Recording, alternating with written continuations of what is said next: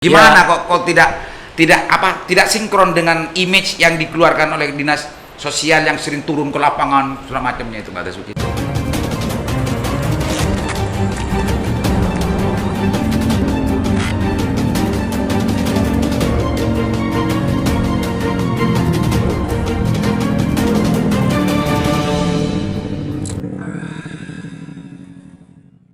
Assalamualaikum warahmatullahi wabarakatuh. Kembali berjumpa dengan saya Aliman Haris di acara Sandasan. Kali ini untuk kesekian kalinya saya undang aktivis senior yang sekarang memilih untuk menjadi penggerak dari G25 Indonesia, Bapak Dasuki. Assalamualaikum Bapak Dasuki. Waalaikumsalam warahmatullahi wabarakatuh. Ini saya nunggu sampai sore-sore begini. Ini sebetulnya kegiatan dari G25 ini memang tiap hari sibuk terus begitu ya?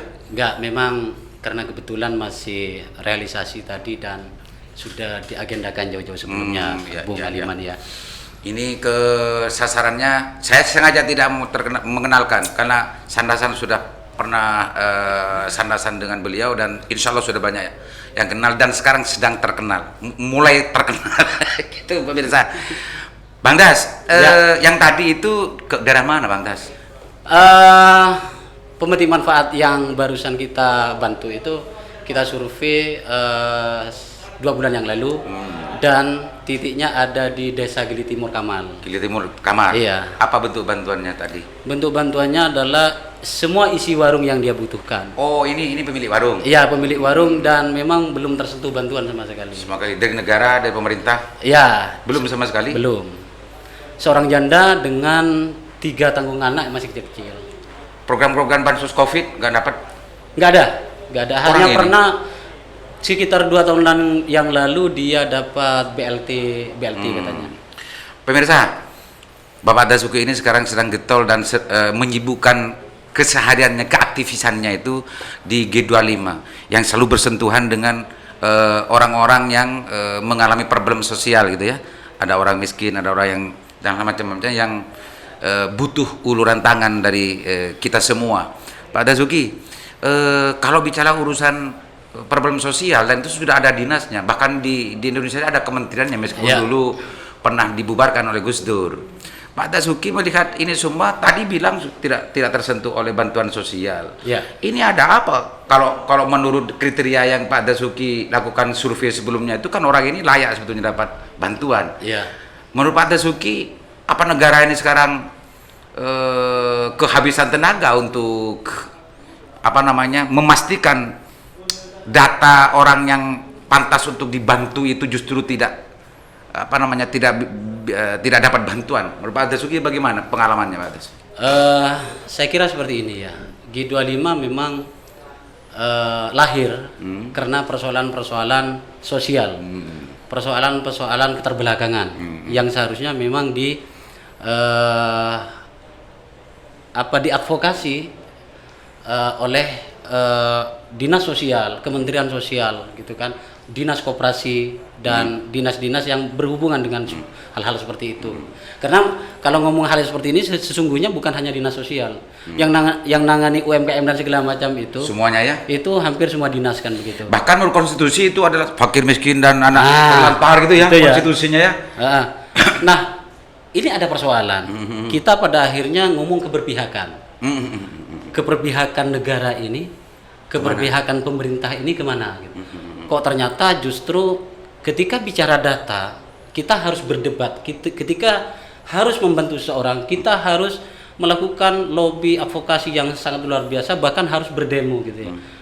Kita pertanyakan keberpihakan mereka ini terhadap orang-orang yang memang memiliki kualifikasi dan berhak mendapatkan itu gitu. Nah, sekarang keberpihakan dinas sosial Bangkalan kemana? Ya, karena G25 itu untuk sementara masih di ruang lingkup Bangkalan. Ya. Artinya kita tidak menafikan persoalan-persoalan sosial yang terjadi di luar kabupaten dan lain-lain. Karena G25 memang berdiri dan berkiprah di Bangkalan gitu ya. Masih di Bangkalan. Masih di Bangkalan. Ya, Mudah-mudahan nanti bisa menjauh ke yang lain. Insya Allah dalam waktu dekat. Ceritakan gimana. Ini tadi menariknya begini, Bang Dasuki sempat bilang bahwa untuk membantu orang-orang yang sudah mempunyai kualifikasi untuk bisa dibantu dan harus dibantu, ini kok harus berdebat dan segala macam. Apa? Ada pengalaman apa, Bang Dasuki? Ada banyak temuan yang kita temukan di lapang ya. G25 sesungguhnya sudah mengatakan tidak ingin berurusan dengan birokrasi. Tadinya sudah seperti itu gitu. Tetapi karena memang temuan kita di lapang bahwa ada banyak orang yang berhak mendapatkan bantuan sosial itu gitu kan, ternyata tidak tersentuh sama sekali gitu ya. Sehingga pada akhirnya kita mencoba mengajak mereka, mencoba berkomunikasi dengan mereka. Tetapi di proses-proses itu pun ternyata ya rekomendasi yang kita berikan yang sebetulnya sudah masuk kualifikasi, memasukkannya itu pun juga sangat sulit. Bukan sesuatu yang mudah gitu ya. Bukan sesuatu yang mudah gitu. Melewati perdebatan segala macam tadi. Melalui proses perdebatan dan nunggu waktu tanpa ada batas waktu. Menunggu tanpa ada batas waktu. Menunggu tanpa ada batas waktu. Sementara orang yang mau dibantu itu sangat urgent dan untuk segera dibantu. Iya. Yang menarik ini kan sebetulnya gini, seperti yang mereka gembar-gemburkan, data di TKS itu menjadi kata kunci masuk ke program yang lain. Apa? Data di TKS itu menjadi kata kunci masuk ke program yang lain. Iya. Nah, kita mencoba sudah ketika di G25 itu syaratnya hanya ada, dibantu G25 itu syaratnya hanya ada 2. Data kependudukan sebagai bekal kita data mereka di kita. Yang kedua mereka sungguh-sungguh gitu kan. Nah, masalah kenyataan yang mereka hadapi ya kita survei, kita melihat secara langsung dari depan rumah ke dapur sampai ke WC mereka. Nah, orang-orang yang seperti itu kita sudah data dan kita masukkan. Dan sampai sekarang pun satu pun saya tidak pernah mendapatkan informasi mereka masuk atau tidak. Kita tanyakan mereka tidak bisa menjawab juga gitu loh. Apakah masuk ke DTKS atau tidak? Masuk ke data di TKS atau tidak. Temuan lapang berikutnya yang menarik adalah ketika ternyata kita berhadapan dengan orang sakit.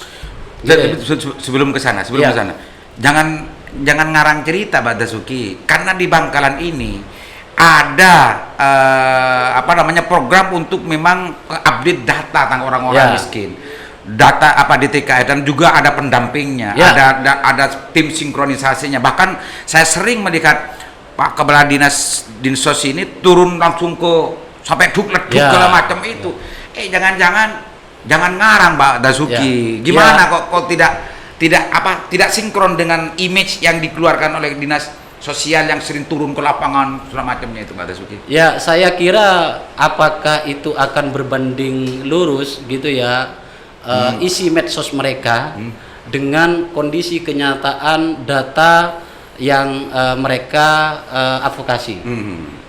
Bahasa bahwa data di TKS itu menjadi kunci masuknya ke program yang lain itu jelas-jelas benar, tetapi ketika kita tanyakan orang-orang yang kita rekom itu masuk atau tidak, mereka saat ini tidak bisa menjawab. Bahkan kadang masih melempar ini kepala desa seharusnya yang memasukkan gitu. Oh gitu. Kepala desa yang memasukkan. Kepala desa yang masuk, tetapi data maksudnya. Iya, data melalui operator desa. Oh gitu. Melalui operator desa. Tetapi ada beberapa desa yang justru mempertanyakan, mereka sudah ngupdate data itu, tetapi ternyata ada yang mengatakan bahwa data itu yang keluar ya itu saja tetap gitu kan. Artinya, saya sempat juga mendapat keluhan itu dari salah satu kepala desa, sudah mengupdate data, sudah mengajukan, justru yang datang datanya yang itu saja. Artinya tidak ada perubahan, tidak sesuai dengan yang diajukan. Gitu ya.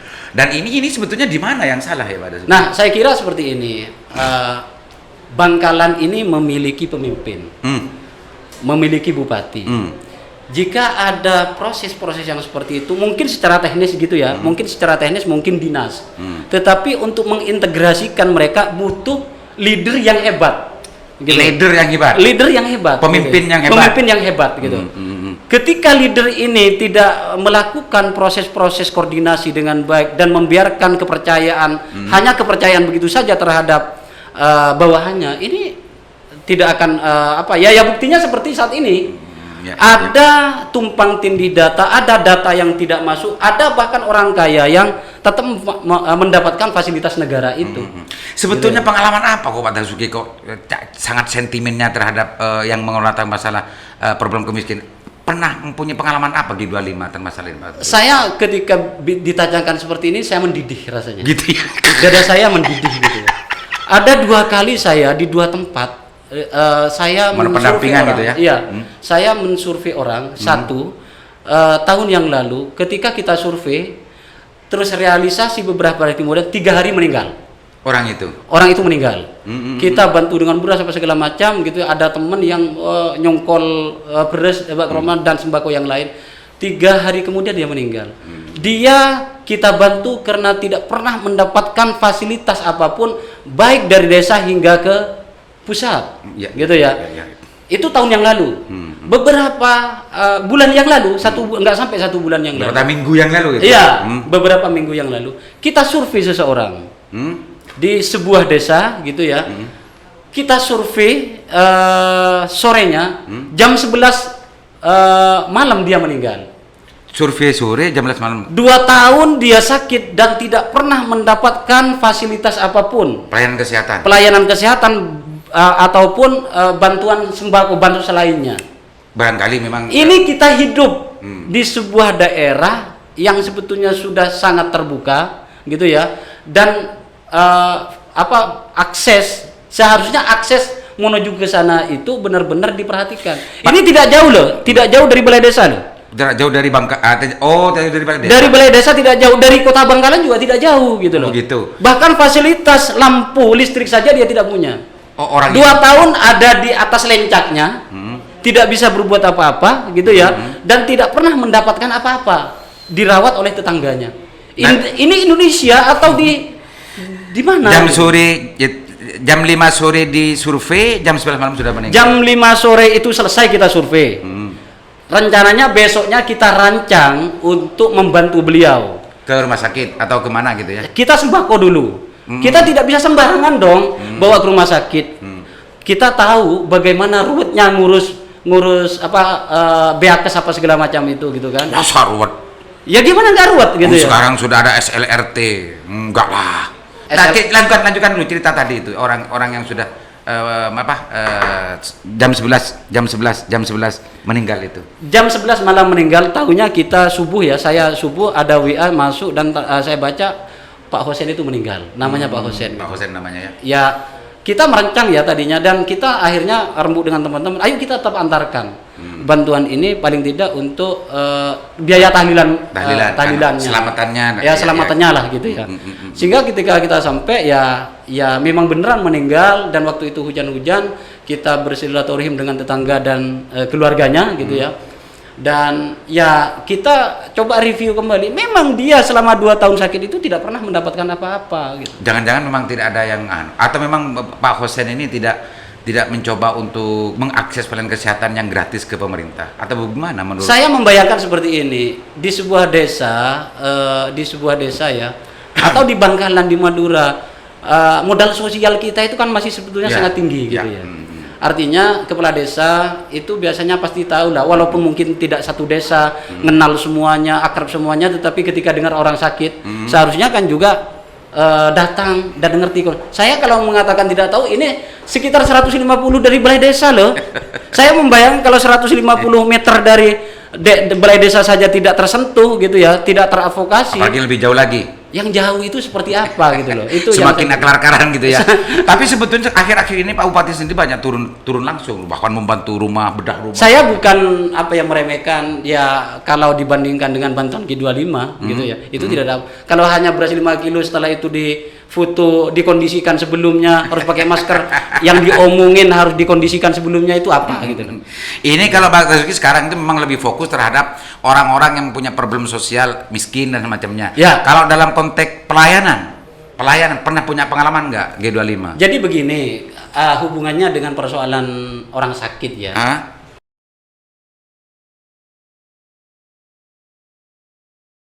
Pemirsa, mohon maaf barusan sempat terganggu. Maklum, mati lampu. Tidak punya diesel sendiri, tidak otomatis hidup. Ya ini keterbatasan karena yang dibicarakannya adalah orang-orang yang tidak mampu. Pemirsa, Bang Basuki tadi sampai ke urusan punya pengalaman enggak untuk mengadvokasi dan mendampingi orang-orang yang membutuhkan pelayanan kesehatan? Ya.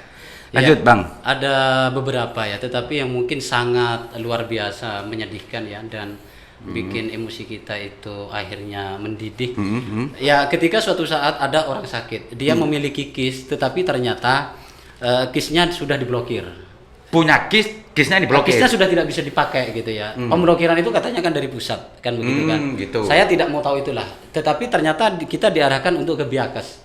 Ke Biakes. Kita coba bangun komunikasi untuk itu. Dan ternyata setelah ke Biakes kita komunikasikan dengan siapa? Dengan kepala Dinsos itu. Pak Kadinsos ya. Itu kita disodorkan kriteria yang memang kriteria baku milik Kemenko. Pada saat itu ya, dan beliau menyatakan bahwa itu saya menanggapi itu mengatakan kalau ini dipegang dengan benar, saya angkat 2 jempol gitu ya. Mohon maaf saya tidak punya kewenangan itu karena yang memimpin rapat tentang ini langsung Pak Sekda. Saya tidak minta dispensasi atau melobi dan segala macam pada saat itu, tetapi saya ingin mengatakan bahwa karena kecenderungan Bangkal ini kan nggak konsisten gitu ya. Nah, saya ingin melihat konsistensinya itu gitu. Karena kriteria itu sangat sekali rendah. Artinya ketika dihitung di Bangkalan yang memenuhi kualifikasi itu mau nyari 50 orang itu pun juga mungkin sulit gitu.